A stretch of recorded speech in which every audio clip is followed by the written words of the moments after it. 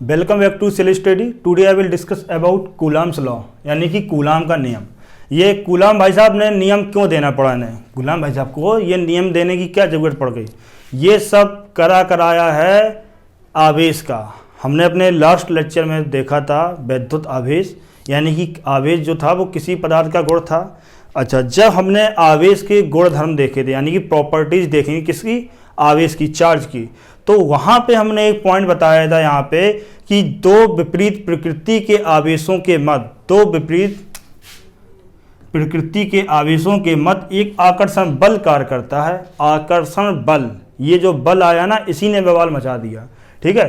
और दो समान प्रकृति, यानी कि समान प्रकृति प्लस प्लस या माइनस माइनस, इनके बीच में प्रतिकर्षण बल लगता है, उसके बीच में आकर्षण बल लगता है। ये जो बल शब्द आया, यानी कि आवेश की वजह से आया, इसने जो बवाल मचाया वो किसने समझाया? फिर इस बवाल को कूलाम ने निपटाया इसको, ठीक है। कूलाम ने फिर कुछ नियम दिए। अच्छा, ये आवेश ना होता ना ये सब होता, यानी कि ना रहेगा बांस ना बजेगी बांसुरी। तो ये जो बांस कौन है यहाँ पे? ये बांस है यहाँ पे आवेश। आवेश आ गया, इसीलिए जो बांसुरी बज रही है बार बार, ठीक है।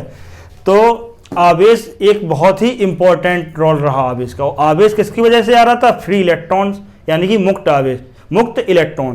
तो हमने वहाँ पे पहले आपको हम बता चुके हैं कि जो मुक्त इलेक्ट्रॉन है उसका बहुत बड़ा रोल है फिजिक्स में, ठीक है। तो मुक्त इलेक्ट्रॉन यानी कि फ्री इलेक्ट्रॉन, उसने ही ये सब कराया। अच्छा, कूलाम्स लॉ, कूलाम्स लॉ को हम लोग बहुत अच्छे से याद रहती है इसकी परिभाषा हम लोगों को, ठीक है, एकदम रटा हुआ रहता है। लेकिन कई बार कॉन्सेप्चुअल न्यूमेरिकल में जब इसको अप्लाई करते हैं तो हम गड़बड़ा जाते हैं, ठीक है। ऐसा क्यों होता है? क्योंकि कूलाम्स लॉ की कुछ लिमिटेशन है, बहुत बड़ी बड़ी लिमिटेशन नहीं है, वो छोटी छोटी लिमिटेशन है, लेकिन ये हमारा जैसे ही माइंड से स्केप करती हैं तो बस काम खत्म, ठीक है। तो इनका जो नियम है वो क्या था? पहला पॉइंट, दो आवेश हों, क्या? दो आवेश हों, एक Q1 एक Q2। अच्छा, इस Q1 को हम थोड़ा सा बाहर लिख लेते हैं, इस वाले Q2 को भी हम ये बाहर लिख लेते हैं, ठीक है। अच्छा, एक बात ये बताओ, दो वस्तुओं के बीच में ही तो बल लगता है, एक अकेली कोई वस्तु होगी इनके बीच में तो बल लगेगा नहीं। अच्छा, कम से कम वस्तु दो या दो से अधिक होनी चाहिए, कम से कम दो होनी चाहिए। जैसे ये मार्कर, इसको हम खींचेंगे तो खींचने के लिए दूसरी वस्तु आई, हाथ आया, तो ये क्या है? कम से कम दो वस्तु। तो इसलिए हम दो वस्तुओं को लेकर, यानी कि दो आवेशों को लेकर यहाँ पे समझेंगे। तो इन्होंने जो पहला नियम बताया वो ये बताया, दोनों आवेशों की मात्राओं के गुणनफल के अनुक्रमानुपाती होता है। दोनों आवेशों की मात्राओं के गुणनफल के अनुक्रमानुपाती होता है। अच्छा, एक बात यहाँ पे समझो जो सबसे इंपॉर्टेंट है, बस दो अक्षर हैं, दो अक्षरों को ये समझ लिया तो अधिकतर आपसे गलतियां होने से बच जाएंगी। स्थिर बिंदु आवेश, स्थिर बिंदु आवेश, ठीक है। इन्होंने किसके लिए बताया? ये जो नियम है वो किसके लिए बताया? इन्होंने बताया rest point charge, rest point charge, यानी कि स्थिर बिंदु आवेश होना चाहिए, ठीक है। यदि आवेश दोनों, यदि हमारे गतिमान हैं, यदि आवेश दोनों हमारे गतिमान हैं तो इस नियम को हम अप्लाई नहीं कर पाएंगे। पहली बात तो ये बहुत इंपॉर्टेंट याद रखो, यदि दोनों आवेश हमारे ये गतिमान हैं तो इनके बीच लगने वाले बल को हम नहीं बता पाएंगे, ये नियम इस रूल से नहीं बता पाएंगे, ठीक है। तो ये हो जाएगा फेल। इसके लिए क्या होना चाहिए? या तो दोनों आवेश हमारे स्थिर होना चाहिए या दोनों में से कोई एक स्थिर होना चाहिए। कम से कम एक आवेश का स्थिर होना जरूरी है, भले ही दूसरा हमारा गतिमान कर रहा हो, ठीक है, गतिमान हो। तब तो हम ऐसी कंडीशन में इस फॉर्मूले को अप्लाई, यानी कि इस लॉ को अप्लाई कर देंगे। लेकिन हमारे यदि दोनों गतिमान है तो फिर अप्लाई नहीं कर पाएंगे। अच्छा, दूसरी बात क्या है?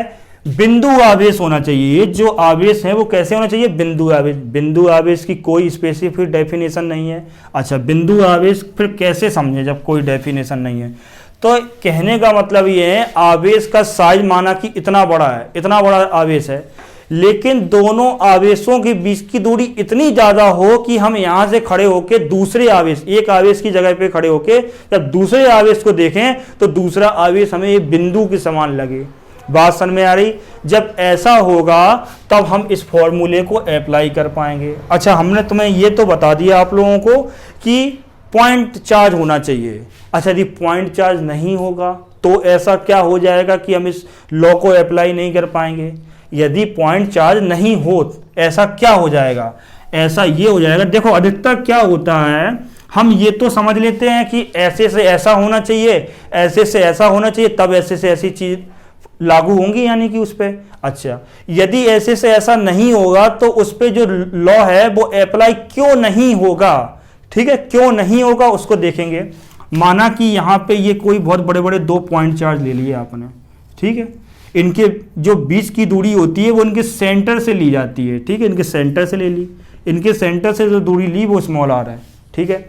अब ये जब 2 आवेश तुमने इतने बड़े बड़े ले लिए हैं तो क्या है, यहाँ पे माना कि पूरे में कैसा आवेश है, इस गोले पे पूरे में प्लस आवेश है, कैसा है, धन आवेश, ये धन आवेश है पूरे में, इस प्रकार से इस गोले में भी धन आवेश है, इस गोले में भी धन आवेश है, ठीक है, ये इस तरह से इसमें भी धन आवेश है। अच्छा अब क्या होगा, जब हमने इन दोनों आवेशों के, ये वस्तु हैं, ठीक है, माना कि बहुत बड़े बड़े गोले हैं, ऐसी कोई वस्तु है, इनमें आवेश है, जब इन दोनों को हम बहुत निकट लाएंगे, पास पास ले आएंगे तो इनके बीच में एक कौन सा बल कार्य करने लगेगा, प्रतिकर्षण बल। तो वो प्रतिकर्षण बल इतना ज्यादा हो जाएगा कि ये चार्ज एक दूसरे से दूर भागेंगे। जब एक दूसरे से दूर भागने लगते हैं तो ये वाली जगह से आवेश खत्म होने लगता है, ये चार्ज पीछे की तरफ भागने लगते हैं, ये चार्ज कहाँ, पीछे की तरफ भागने लगते हैं, ठीक है, ये पीछे चले गए आवेश। अच्छा अब एक बात आप ये देखो यहाँ पे कि आवेश जब यहां से ये हट गए, ठीक है, तो यहां पे जो डिस्ट्रीब्यूशन है, ठीक है, वो यूनिफॉर्मली नहीं है, यहां पे कुछ ज्यादा है, यहां पे कम है, यहां पे कुछ ज्यादा है, यहां पे कम है। तो जब ऐसी सिचुएशन होती है तो कूलम्ब्स लॉ से ये एग्जैक्ट आंसर नहीं आ पाता, किसका, फोर्स की वैल्यू एकदम एग्जैक्ट नहीं आ पाती है, ठीक है। तो इसलिए हम क्या करते हैं, पॉइंट चार्ज, पॉइंट चार्ज में क्या मान लेते हैं, यदि कोई पॉइंट चार्ज होगा तो इस पे जो आवेश होगा पूरा वो वहीं पे पूरे में ही डिस्ट्रीब्यूट रहेगा, दूरियां बहुत बड़ी बड़ी हैं तो वही पॉइंट की तरह लग। अच्छा अब देखो क्या हो जाए, इस आवेश को, ये वाला आवेश यहीं पे रहने दे, इस आवेश को इतना दूर ले जाएं कि ये एक यहां से खड़े होकर उस वाले को जब देखेंगे तो ये एक बिंदु की तरह लगे। जब बिंदु की तरह लगेंगे तो कॉन्सेप्ट वही अप्लाई हो जाएगा, कौन सा, कूलम्ब्स लॉ का। बात समझ में आई, इतनी सी बात है, बस ये याद रखना। और दूसरी बात क्या बताई हमने, एक कि दोनों में से कोई सा भी एक आवेश कम से कम रेस्ट में होना चाहिए, ठीक है, तभी आप इस लॉ को अप्लाई कर पाएंगे। अब बढ़ते हैं कूलम्ब्स लॉ के दूसरी बात की ओर। अच्छा पहली बात को थोड़ा सा और अच्छे से समझ लेते हैं। ये सेंटर है, ये Q1 है, ये Q2 है, Q2 है, ये ऊपर लिखा Q2, एक ये इसका सेंटर यहाँ है, इन दोनों की ये बीच की दूरी स्मॉल आर है। अच्छा एक बात और समझो, यहां पे 2 आर आएंगे, एक आएगा स्मॉल आर, एक आएगा कैपिटल आर। ये हमारा कौन सा, स्मॉल आर, एक आएगा कैपिटल आर। तो जब तक ये किताब चलेगी, फर्स्ट पार्ट जब तक चलेगा, मैग्नेटिज्म वगैरह जब खत्म हो जाए तब तक स्मॉल आर का मतलब होगा यहाँ पे जो दूरी है, डिस्टेंस है या रेडियस आएगी, कुछ भी होगा वो वेरिएबल है, यानी कि इसका मान जो स्मॉल आर का है वो बदल सकते हैं हम, कुछ भी हो सकता है, 2 मीटर, 5 मीटर, 50 मीटर, कुछ भी हो सकता है, ठीक है। लेकिन कैपिटल आर का मतलब क्या होगा, कैपिटल आर का मतलब होगा कांस्टेंट। यदि 10 मीटर लिया तो वो 10 ही मीटर की त्रिज्या होगी। बात समझ में आ रही कि नहीं आ रही। अच्छा एक बात तो ये आपकी क्लियर हो गई। अब देखो आगे, जैसे हमने लिया Q1 और Q2 के गुणनफल के अनुक्रमानुपाती, तो गुणनफल के ही क्यों लिया, बात समझ में आ रही, गुणनफल के ही क्यों लिया, इसका स्क्वायर क्यों नहीं लिया। ठीक है, थोड़ा सा ज़्यादा डीप में नहीं चलेंगे, मोटी मोटी भाषा बता देते हैं। जैसे हम आवेश को हम समझने के लिए, इस फॉर्मूले को समझने के लिए हम थोड़ा सा मैग्नेट को लेते हैं, ठीक है, चुंबक को लेते हैं। यदि ये छोटी छोटी से हमारे पास 2 मैग्नेट हैं, इन दोनों मैग्नेट की दूरी यहाँ पे इतनी दूरी पे रखे हैं, तो इन दोनों के बीच में हो सकता है कि कोई भी बल इनके बीच में कार्य नहीं कर रहा हो, ठीक है। अच्छा, जब हम ये 2 आवेश ले रहे हैं तो ये कुछ भी आवेश होंगे, प्लस प्लस होगा या माइनस माइनस होगा या एक प्लस एक माइनस होगा, वो अलग बात है, लेकिन कोई भी आवेश होगा। अच्छा, अब आप वापस आ जाओ अपने मैग्नेट वाले पे। तो ये छोटी छोटी 2 मैग्नेट हैं, इनके बीच में हो सकता है कोई बल कार्य नहीं कर रहा हो। अब हम क्या करें, एक मैग्नेट को बड़ा कर दें, ठीक है, दूसरे को उतना ही रखें, तो हो सकता है इनके बीच में बल का मान बढ़ जाएगा, यानी कि बल कार्य करने लगेगा। अब इस वाले को वापस छोटा कर दें, इस वाले को बड़ा कर दें, तो फिर से वही बल का मान बढ़ जाएगा। अच्छा, अब क्या करें, हम दोनों को बड़ा कर दें, तो अब फिर बल का मान तो बढ़ेगा लेकिन पहले की तुलना में अधिक बढ़ जाएगा, पहले की तुलना में अधिक बढ़ जाएगा। तो क्या हुआ, इसलिए हम दोनों का गुणनफल के अनुक्रमानुपाती करते हैं, क्या, बल के। अच्छा, अब एक बात और समझो, ये जो दो हमारे पास आवेश हैं, तो इस पे जो बल लगेगा, इस पे बल की दिशा यहाँ पे हो, यहाँ की ओर होगी, और इस वाले बल की दिशा ये यहाँ की ओर होगी। बात समझ में आ रही कि नहीं आ रही? अच्छा, अब देखो अंतर क्या है, किसी दोनों में से किसी भी आवेश पर बल की मात्राएं समान होती हैं, बल की मात्रा यानी कि मैग्नीट्यूड, दोनों जो चार्ज हैं इन पर जो चार्ज यदि है उन पर जो बल का जो मैग्नीट्यूड यानी फोर्स का मैग्नीट्यूड है वो इक्वल रहता है, बट क्या डिफरेंट रहता है, इनकी डायरेक्शन, इनकी जो दिशा है वो दिशाएं विपरीत रहती हैं और मात्राएं बराबर रहती हैं। देखो कैसे, अच्छा लिखने का तरीका देख लो, यदि ये Q1 आवेश है वो Q2 आवेश है तो बल F, यहाँ पे एक F बल लग रहा होगा इस दिशा में, किस आवेश पर, Q1 आवेश पर।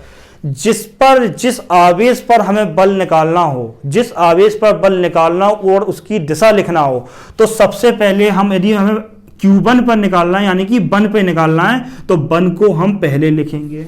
अच्छा, और किसकी वजह से निकल रहा है, किसकी वजह से बल लग रहा है, किस आवेश की वजह से, Q2 आवेश की वजह से बल लग रहा है, तो 2 को कहां लिखेंगे, बाद में लिखेंगे। ये लिखने का तरीका होता है, बात समझ में आई, इसको अच्छे से समझना।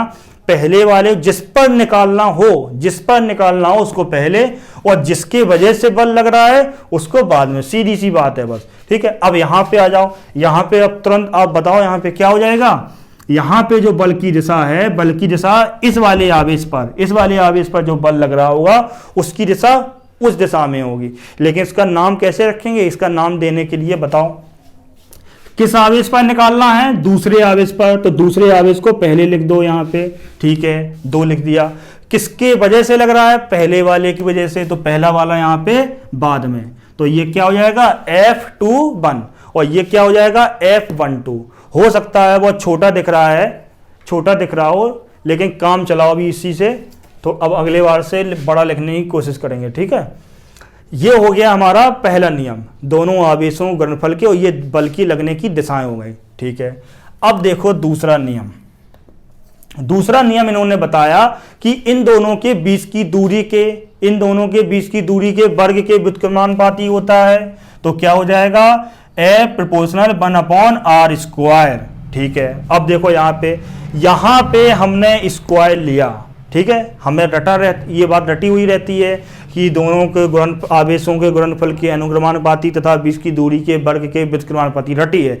लेकिन जब हम डेफिनेशन ऐसे बोलते हैं तो हम ऐसा बोल देते हैं कभी कभार कि उनके बीच की दूरी यानी कि सेपरेशन, यदि इनका सेपरेशन बढ़ाने पर इनका बल का मान भी कम हो जाता है। तो इस परिभाषा से तो क्या निकलती है बात कि F प्रोपोर्शनल 1/r होना चाहिए, ठीक है, ऐसा होना चाहिए। अच्छा, 1/r आया, ऐसे में आया 1/r², तो यहां पे r² वाला क्यों लेते हैं, ये भाई नियम दिया इसलिए लेते हैं। लेकिन इन दोनों में अंतर क्या है, इस अंतर को थोड़ा सा देख लेते हैं, ठीक है। यानी कि दूरी बढ़ाने पर बल तो कम होता है, लेकिन जो बल का नेचर है, यानी कि जो बल कम हो रहा है, यानी फोर्स जो डिक्रीज हो रहा है, उसका नेचर क्या है, ठीक है। तो हम कम ऐसा भी फॉर्मूले से बोल सकते हैं कि बल कम होता है, यानी दूरी बढ़ाने पर बल कम होगा। तो लेकिन हम इस वाले को क्यों लेते हैं, तो इन दोनों का नेचर क्या है, ठीक है, उसको देखते हैं। थोड़ा सा ग्राफ प्लॉट करते हैं। ये हमारा दूरी यानी कि इनके बीच का सेपरेशन लिया हमने, ये हमारा बल F है, ठीक है। तो जब हमारा 1/r होगा, F किसके प्रोपोर्शनल होगा 1/r के, तो हमारा ग्राफ बनेगा कुछ इस तरीके का। अच्छा, अब हमें लेना है 1/r², तो फिर इसका ग्राफ ऐसा बनेगा। फिर ये थोड़ा सा ये यहां से बिल्कुल सेंटर से कट करते हुए जाएगा, ये बिल्कुल सेंटर से कट करते हुए ऐसे जाएगा। बात समझ में आई? अच्छा, अभी कुछ नहीं आई होगी बात समझ में। ये वाला किसका है, ये है 1f प्रोपोर्शनल 1/r² का, और ये वाला किसका है 1/r के। लेकिन ये ग्राफ वाली बात समझ में नहीं आई होगी। चलो हम इसको समझने के लिए एक छोटा सा एग्जाम्पल ले लेते हैं, ठीक है। चलो एग्जाम्पल देखें, हम इस वाले को पूरे को मिटा देते हैं क्योंकि हमारा कूलम्स लॉ तो हो गया इतने में, ठीक है। अब लेकिन हमें इस वाली बात को थोड़ा सा समझना है, तो थोड़ा सा इसको रफ करने के बाद इसको अच्छे से डिटेल में थोड़ा सा एक एग्जाम्पल लेके समझ लेंगे, ठीक है। कभी कभार यदि कोई न्यूमेरिकल कॉन्सेप्चुअल आया तो उसमें फंसेंगे नहीं। अच्छा, यहाँ पे हम क्या करते हैं, दोनों नेचर लिख लेते हैं। ए प्रोपोर्शनल जो है 1/r के, ए प्रोपोर्शनल 1/r² के। अच्छा, ये बात हमने क्यों बता रहे थे, ये बात हम इसलिए बता रहे थे कि हमने ये बोलते हैं कि दूरी बढ़ाने पर बल का मान कम हो जाता है। तो दूरी बढ़ाने पर बल का मान इस तरीके से भी कम हो सकता है, इस तरीके से भी कम हो सकता है, और भी तरीके हैं। अभी हम इन दोनों को ही देखते हैं, ठीक है, ज़्यादा बवाल नहीं मचाएंगे अभी। यहाँ पे 1/r है, इसका नेचर देखो कैसा है। यदि हम r' बराबर क्या कर दें, जो r है, r का मान हम दुगना कर दें, r का मान इसको हम r' कर दें, ठीक है। इसको मान हमने r' कर दिया, एक हमारा यहाँ पे r' की वैल्यू रखेंगे। यहाँ पे भी हम क्या करेंगे, r', ये r' है, r' बराबर क्या कर दें 2r कर दें। तो दोनों में देखो अंतर क्या हो जाएगा, r' की जब वैल्यू रखेंगे तो f प्रोपोर्शनल 1/2r, ठीक है। तो 1/ ये किसके हो जाएगा, ये 2 हमने ये अलग कर दें, 1/r अलग कर दें, तो ये किसके हो जाता है, ये हो जाएगा f, ये f' है, ठीक है। तो यहाँ पे f' हो जाएगा, यहाँ पे ये f' है, तो यहाँ पे f' प्रोपोर्शनल f/2 हो जाएगा, क्योंकि जो 1/r है, f प्रोपोर्शनल 1/r किसके प्रोपोर्शनल f, तो ये किसके प्रोपोर्शनल चला जाएगा f। यानी कि कहने का मतलब क्या है, यदि दूरी को हम दुगना बढ़ा देंगे तो जो बल है वो पहले से आधा हो जाएगा। बस सीधी सी बात क्या है, दूरी को दुगना बढ़ाएंगे तो पहले से बल हमारा आधा हो जाएगा। इसमें देख लो क्या हो जाएगा, इसमें ये डैश है, ये भी डैश हो जाएगा। अच्छा, इसमें होता क्या है, f प्रोपोर्शनल 1/r²। अच्छा, तो यहाँ पे जब r' का मान रख देंगे यहाँ पे, तो f' बराबर 1/4, यानी कि 2r का जब स्क्वायर करेंगे तो 4r² हो जाएगा, और 1/r² किसके प्रोपोर्शनल है, f के। तो यहाँ पे क्या हो जाएगा, f यहाँ पे हो जाएगा f' प्रोपोर्शनल f/4, यहाँ पे ये होगा। अच्छा, अब देखो यहाँ पे जब 1/r वाला लेते हैं तो बल हमारा आधा हो जाता है, और जब हम यहाँ पे स्क्वायर वाला लेते हैं तो बल हमारा 4 गुना कम हो जाता है। बात समझ में आए, दोनों में अंतर ये है। अच्छा, अब देखो क्या हो जाएगा, यदि हम यहाँ पे कर दें f' है, यानी कि 2 आवेश, ये जो 2 आवेश हैं इनकी दूरी को हम आधा कर दें। दूरी को आधा करने के लिए हम r/2 कर देंगे। हो सकता है ये बात कई बच्चों को समझ में नहीं आए, ये थोड़ा सा ये जो मैथमेटिक्स चल रही है ये कई लोगों को समझ में नहीं आए, लेकिन इस कॉन्सेप्ट को तब इसकी ज़रूरत पड़ेगी जब हम न्यूमेरिकल लगाएंगे। यदि समझ में नहीं आ रहा, जिसे ये सब नहीं पढ़ना, तो थोड़ा सा आगे बढ़ा के वीडियो को देख ले, ठीक है। अच्छा, अब देखो यहाँ पे दूरी को आधा कर दें, तो दूरी को आधा करने पे क्या हो जाएगा, r/2 करेंगे यहाँ पे, तो 2 ऊपर चला जाएगा। 2 जब ऊपर जाएगा तो हम लिखेंगे 2/r, तो यहाँ पे 2 कहाँ चला जाएगा, इसमें भी 2 ऊपर आ जाएगा, ठीक है। तो यहाँ पे जो बल आ जाएगा वो बल कैसा होगा, 2 टाइम्स, यानी कि बल दुगना हो जाएगा। इसमें बल दुगना हो जाएगा और इसमें बल कितना हो जाएगा, 4 गुना हो जाएगा। कब, ऐसा कब, दूरी को आधा करने पर। यदि ये वाला नियम लगाएंगे तो बल दुगना बढ़ेगा, और ये वाला कॉन्सेप्ट लगाएंगे तो बल 4 गुना बढ़ जाएगा। तो कहने का मतलब ये, इससे कंक्लूजन क्या निकला, इसका जो कंक्लूजन निकला वो समझ लो आप। देखो ये जो है थोड़ा सा डीप में आपको इसलिए बता रहे थे, कोई न्यूमेरिकल आ जाता है टफ या कोई कॉम्पिटिटिव लेवल का, तो आप उसको समझ तो सकें कम से कम। ये Q1 है, ये Q2 है, ठीक है, इनके बीच की दूरी r है, ठीक है, r हो गई। अच्छा, अब क्या करें, 1/r वाला ले लें एक, और एक ले लें 1/r² वाला, ठीक है। तो इसमें r² वाले में क्या है, 2 आवेश हैं, तो जब पास में करेंगे थोड़ा और तो बल इसके तुलना में और बढ़ जाएगा, बल एकदम बढ़ता चला जाता है। और जब दूरी बढ़ाते हैं तो बल तेजी से कम होता चला जाता है। बात समझ में आ रही? जो तेजी से कम होता है उसका नेचर कैसा होता है? उसका नेचर ऐसा होता है। और यदि तेजी से कम तो कई तरीके से हो सकता है। यदि हम दूरी बढ़ाने पे बल कम होता है, लेकिन उसका जो नेचर है वो कैसा होता है? 1/r² का होता है। अच्छा चलो अब बढ़ते हैं आगे। ये हो गई कूलम्ब्स लॉ की बात। तो F बराबर हमारे कितनी चीजें मिली? पहला पॉइंट से Q1 Q2, दूसरा क्या मिला हमें? 1F proportional 1/r²। इन दोनों को जब हम साथ में लिख देते हैं तो बन जाता है F प्रोपोर्शनल Q1 Q2/r²। ये हो गया r²। ठीक है, अब जब हम इस प्रोपोर्शनल के साइन को हटाते हैं, सभी को पता होगा कि एक कांस्टेंट आता है, तो यहां पे भी एक कांस्टेंट आ जाएगा। ये एक कांस्टेंट आ गया। ठीक है, अच्छा आप कई बार नियम पढ़ते हैं कूलाम के, तो 2 नियम पढ़ लेते हैं, उनके आवेशों का गुणनफल और बीच की दूरी का वर्ग का, ये सब पढ़ लेते हैं। एक तीसरा और है जो इसी में शामिल होता है, उसको अलग से नहीं पढ़ते। यदि आप उसको अलग से दिमाग में रख लोगे तो कॉन्सेप्ट और भी क्लियर हो जाएगा। अच्छा एक बात ये बताओ, एक आवेश हमारा ये है, एक हमारा आवेश ये है। आवेश को चलो छोड़ो, हम मैग्नेट को देख लेते हैं। एक मैग्नेट हमने ये ली, एक मैग्नेट हमने ये ली। अच्छा इन दोनों के बीच में बल कार्य कर रहा होगा। ठीक है, यदि ये आवेश जो है, इनके बीच जो फोर्स कार्य कर रहा है, ये मैग्नेट को हम, आवेश नहीं मैग्नेट है, ठीक है, तो मैग्नेट को हम ऐसे ही रखे रहने दें, यानी कि इनके बीच की दूरी इतनी ही रहने दें। अब हम क्या करें, इनके बीच में इतना मोटा लकड़ी का टुकड़ा ला के बीच में ऐसे स्लैब फंसा दें। ठीक है, ऐसे स्लैब रख दी और आवेश कहाँ रखे? ये रखे, और स्लैब इनके बीच में रख दी। अच्छा तो ये बताओ कि ये जो बल एक दूसरे पे लगा रहे थे, ये एक दूसरे पे जो बल लगाए थे, वो थोड़ा सा इन पे बल का मान कम हो जाएगा? ये हो सकता है बहुत ज़्यादा कम हो जाए बल का मान। क्यों कम हो रहा है? कि हमने बीच में कुछ ना कुछ एक आइटम रख दिया, यानी कुछ मीडियम आ गया। पहले क्या था? पहले था या निर्वात या वायु, अब हमने क्या रख दिया? कोई मीडियम रख दिया। अच्छा तो मीडियम रखने से क्या हो गया? मीडियम आने से ये हो गया कि उनके बीच लगने वाला जो बल था, वैद्युत बल, वो उसका मान कैसा हो गया? कम हो गया। तो ये कम कितना कम हो जाता है? तो ये कम हो जाता है पहले की तुलना में k टाइम। ठीक है, अच्छा अब देखो यहाँ पे 1/k। ठीक है, तो k क्या है?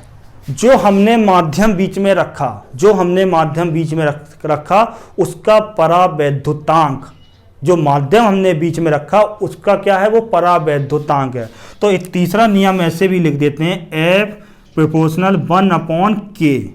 इसका मतलब क्या है? K का मान, किसी जो बीच में माध्यम रखा है, यदि उसका परावैद्युतांक का माध्यम का मान जितना ज्यादा बढ़ाएंगे, उनके बीच लगने वाला F का मान, यानी कि बल का मान, उतना भी कम होता चला जाएगा। यानी कि इसके व्युत्क्रमानुपाती होता है। जो इसको हम अलग से पढ़ते नहीं है, इसी में शामिल होता है, लेकिन यदि आप इसको अलग से दिमाग में रखेंगे तो आपके कॉन्सेप्ट और भी क्लियर हो जाएंगे, और भी स्ट्रांग हो जाएगा। ठीक है, तो इसमें क्या है? उनके बीच जो माध्यम बीच में रख दिया है, तो उसके परावैद्युतांक के व्युत्क्रमानुपाती होता है। बस इतनी सी बात याद रखना। क्या? दोनों आवेशों के मध्य रखने वाले माध्यम के परावैद्युतांक के व्युत्क्रमानुपाती होता है। ये जो हमने बोला इसको अच्छे से याद रखना। अब देखो यहाँ पे ए हमने कांस्टेंट ले लिया। ये हर फॉर्मूले में हर जगह कांस्टेंट का मान अलग अलग होता है, तो यहाँ पे भी कुछ कांस्टेंट का मान है, वैल्यू है, वो कितनी है? अब देखो ए को हम कैसे लिखते हैं? ए बराबर होता है 1/4πε0। इसकी वैल्यू कितनी आती है? इसकी वैल्यू आती है हमारी, चलो वैल्यू को हम बाद में देखेंगे। ठीक है, यहाँ पे वैल्यू को तभी डिस्कस नहीं करना है, अभी बस इतना ही इसको देखो। ठीक है, अब हमें इसको इसलिए देखना है अभी कि अभी एप्सिलॉन नॉट की भी बात करना है। एप्सिलॉन नॉट क्या होता है? एप्सिलॉन नॉट होता है परमिटिविटी,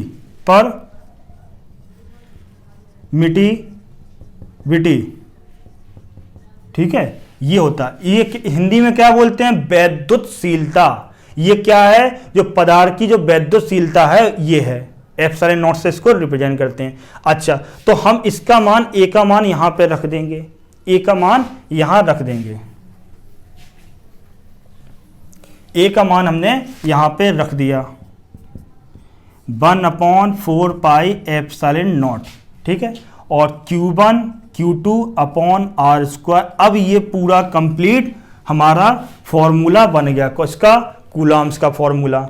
अच्छा, एक बात देखो यहाँ पे कि अब हम क्या करें, यदि दोनों आवेशों के बीच में कोई माध्यम आ जाए, क्या दोनों आवेशों के बीच कोई माध्यम आ जाए तब क्या होता है, हमने अभी क्या बताया था, उसके परावैद्युतांक के भी व्युत्क्रमानुपाती हो जाता है। तो साथ में क्या हो जाएगा, यदि माध्यम आ जाए तो माध्यम आ जाने पर क्या हो जाएगा, F equal 1/4 pi epsilon naught into k, 1/4 pi epsilon naught into k into Q1 Q2 upon R square, ये हो जाएगा। अच्छा, ये क्या है कि इसको बोलते हैं माध्यम का परावैद्युतांक। अब पहले हम लोग बोलते थे, जो पुरानी किताबें उनमें माध्यम का परावैद्युतांक बोला जाता था, लेकिन अब मॉडर्न, अब इसको क्या बोला जाता है मॉडर्न फिजिक्स में, इसको बोला जाता है आपेक्षिक वैद्युतशीलता। आपेक्षिक वैद्युतशीलता इंग्लिश में बोलते हैं रिलेटिव परमिटिविटी, ठीक है, रिलेटिव परमिटिविटी। अच्छा, अब यहां पे एक चीज देखने वाली है, अब हम क्या करते हैं, ये जो कांस्टेंट है इसका हम वैल्यू निकालते हैं, मान कितना होता है, और इसका जो मान है इसके साथ साथ इसका मात्रक क्या होता है। अच्छा, यहाँ पे देखो जो k है, ये क्या बताया हमने, परावैद्युतांक, इसका कोई भी मात्रक नहीं होता, ये एक राशि है। जब हम परावैद्युतांक पढ़ेंगे अलग से तो हम बताएंगे अलग अलग पदार्थों का अलग अलग परावैद्युतांक होता है, ठीक है। तो अभी हम क्या करते हैं, अभी हम यहाँ पे इसकी वैल्यू यहाँ पे बताएंगे। जो a है, a बराबर कितना होता है 1/4 पाई एप्सिलॉन नॉट, इसकी जो वैल्यू होती है 9 × 10⁹ 9। अच्छा, यदि हमें इसके क्या बताना हो, a का मात्रक बताना हो, a का हमें क्या बताना हो, मात्रक बताना तो हम कैसे बताएंगे a का मात्रक। a का मात्रक बताने के लिए हम इस वाले फॉर्मूले को देखेंगे। इस वाले फॉर्मूले में ऐसे बोल सकते हैं, a जो है, a बराबर कितना आया, a बराबर आया 1/4। अच्छा, ऐसे लिख लो, पहले a प्रोपोर्शनल a लिख लिया हमने, ठीक है। इस वाले को यहाँ पे इसको अलग छोड़ दो, ठीक है। तो यहाँ पे जो f है वो a के प्रोपोर्शनल है, और a बराबर क्या है, a बराबर आया है हमारा 1/4 पाई एप्सिलॉन नॉट, ठीक है। तो ये जो वैल्यू कितनी है, कांस्टेंट है, ये वैल्यू कितनी है, कांस्टेंट है। तो हम क्या करेंगे, कांस्टेंट का कोई मात्रक होता है, कोई यूनिट होती नहीं है, तो हम इसको यहीं पे छोड़ देंगे। अब हम क्या करेंगे, यहाँ पे आ जाओ, r को यहाँ ले आओ, आर स्क्वायर को इधर ले आओ, तो a बराबर हम कैसे लिखेंगे, F(r²) Q1/Q2। हमें a का यूनिट बताना है, इसलिए हमें ऐसा कर, देखो यूनिट तो हम अभी सीधा सीधा लिख देंगे, याद हो जाएगा। क्या होता है, newton metre square upon coulomb square, ये होती है इसकी यूनिट। लेकिन यूनिट को निकालना कैसे है, यूनिट को कैसे निकालना है, इसको हम सिखा रहे हैं, ठीक है। थोड़ा सा समय लगेगा, लेकिन एक बात समझ जाओगे तो क्या है, पेपर में बोर्ड के टाइम पे भूल भी गए तुम तो अपना यहां से तुम यूनिट निकाल तो लोगे, यानी कि मात्रक निकाल तो लोगे, तो निकालना सीखो, रट तो तुम बाद में भी लोगे, ठीक है। तो यहाँ पे हमने यहाँ से इस फॉर्मूले से ये बना लिया, ठीक है। हमें किसकी यूनिट बतानी, ए की, एफ की यूनिट, यानी कि बल का यूनिट हम पहले से बचपन से पढ़ते चले आ रहे। क्या होता है, बल का मात्रक न्यूटन होता है। क्या होता है, न्यूटन। न्यूटन को किससे रिप्रेजेंट करते हैं, कैपिटल एन से, तो कैपिटल एन हो गया। अच्छा, ये आर क्या है, आर दो आवेशों के बीच की दूरी है, और दूरी का मात्रक क्या होता है, दूरी का मात्रक ऐसा ही पद्धति में होता है मीटर। क्या होता है, मीटर। इसको मीटर को स्मॉल m से रिप्रेजेंट करते हैं। अच्छा, आर स्क्वायर है तो यहाँ पे हमने कर दिया स्क्वायर, ये हो गया न्यूटन मीटर स्क्वायर अपॉन एक आवेश का मात्रा होता है, जानते हैं हम, कूलाम होता है। कूलाम से हम कैपिटल C से रिप्रेजेंट करते हैं। अच्छा, यहाँ पे दो आवेश हैं तो कितने कूलाम हो गए, 2 कूलाम हो गए, तो एक C का स्क्वायर, तो क्या हो जाएगा, C का स्क्वायर। तो इस प्रकार से A का जो मात्रक है वो कितना बन जाता है, newton metre square upon C square. अच्छा, हमने एप्स, अभी देखो ये हमारा मात्रक हो गया। अब हम थोड़ा सा देखते हैं, a बराबर कितना बताया था अभी हमने, 4 पाई epsilon not, 4 pi epsilon not. यानी कि यदि हमें इसको यदि लिखना है तो 1/4 पाई को जब हम हटा देंगे तो हम क्या लिखेंगे, ए किसके प्रोपोर्शनल, 1/ε0 के प्रोपोर्शनल है, 1/ε0 के प्रोपोर्शनल है, क्योंकि हमने 4 पाई जो था हमने हटा दिया, वो कांस्टेंट है 4 पाई। अच्छा, अभी जैसे हमने ए का मात्रक यहां बताया है, अब हम आपसे पूछ लें कि ε0 परमिटिविटी यानी कि वैद्युतशीलता का मात्रक बताओ, तो कैसे बताओगे? तो वैद्युतशीलता को यहां पे ε0 को यहां ले जाओगे, ए को यहां ले आओगे, तो क्या हो जाएगा, ε0 प्रोपोर्शनल 1/a, ये लिखोगे। अच्छा, ए का मात्रक कितना है, ए का मात्रक इतना है, और ए क्या है, 1/a में है, ये कितना है, उल्टा है, एक एप्सिलॉन एक जो है वो ε0 का उल्टा है, 1/a में इनवर्स में लिखा है। अच्छा, तो हम इसको भी जो इसका मात्रक आया है उसको हम इनवर्स में कर देंगे, तो हम कैसे लिखेंगे, ε0, चलो इसी में लिख दे रहे हैं हटा के, ε0 प्रोपोर्शनल 1/a, ए का कितना है मात्रक, न्यूटन मीटर स्क्वायर अपॉन सी स्क्वायर, तो सी को ऊपर ले जाएंगे और न्यूटन मीटर नीचे लिखा है, तो क्या हो जाएगा, इसका मात्रक हो जाएगा C coulomb square upon newton metre square. ये हो गया ε0 का मात्रक, और ये हो गया जो इस कांस्टेंट आया था उस कांस्टेंट का मात्रक ये है, ठीक है, दोनों का ये हो गया। अच्छा, जैसे अभी हमने ए का मान बताया था, ए का मान वैल्यू अभी बताई थी 9 × 10⁹, वैसे ही ε0 की वैल्यू कैसे बताओगे, तो आप इसकी वैल्यू निकालना भी सीख लो, सब कुछ सीख लो, ठीक है। देखो, रटो नहीं, रटने के लिए हम सीधे सीधे लिखेंगे, कह देंगे नोट कर लो, हमें यहाँ पे जो कुछ भी लिखा है उसको निकालना सीखना है, मतलब चीजें समझनी है। ऐसा नहीं कि ऐसा है सीधे याद कर लिया, याद करने से रटने से क्या होता है, कभी कभार बाई चांस कोई स्लिप हो गई माइंड से, कुछ फॉर्मूला कुछ भी स्लिप हो गया तो बस गए। यदि आपको उसको निकालना ड्राइव करना पता है तो आपके अंदर एक कॉन्फिडेंस रहेगा कि हम भूल भी गए तब भी उसको हम एग्जाम टाइम पे उसको पूरा सॉल्व करके निकाल लेंगे। बात समझ में आई? अच्छा, अब ε0 की हमें वैल्यू बतानी है, तो हम जानते हैं a बराबर 1/4πε0, तो हमें क्या करेंगे, ε0 को यहाँ से हटा के यहाँ ले आएंगे, तो ε0 बराबर हो जाएगा 1/4πa, ठीक है। a का मान रख दोगे, 4 का मान 4 है, पाई का मान क्या होता है 3.14, तो जब सभी वैल्यू रखोगे तो सॉल्व करोगे तो उसकी जो मान आता है कितना 8.86 इंटू 10⁻⁻12, 8.86 इंटू 10⁻⁻12, इतना मान होता है ε0 का। अच्छा, ε0 कब आता है, जब दोनों आवेशों के बीच में कोई भी माध्यम ना हो, यानी कि निर्वात हो या फिर वायु हो, तब ए का मान इतना आता है, कितना 9 इंटू 10⁹। अच्छा, यदि हमारा माध्यम रखा है तो उसका कुछ ना कुछ मान होगा। तो कूलाम्स का नियम ये हो गया। अब इसके बाद हम थोड़ा सा इसके देखेंगे, प्रॉपर्टी वगैरह देख लेंगे और सुपरपोजिशन ऑफ फोर्स देख लेंगे, तो एक इसका सेकंड पार्ट बना देंगे, तो उसमें वो सारी चीज़ें कंप्लीट हो जाएंगी, तो ये आपका पूरा टॉपिक कंप्लीट हो जाएगा। अच्छा, जो कुछ भी समझ में नहीं आता हो तो कमेंट करें, आप बताएं, ठीक है। और यदि पसंद आए तभी आप वीडियो को लाइक करें, ऐसे नहीं कि वह लाइक किया चलते पड़े, ठीक है। जब पसंद आए, चीज़ें सब क्लियर हो जाएं, तभी उस वीडियो को लाइक करें, ठीक है।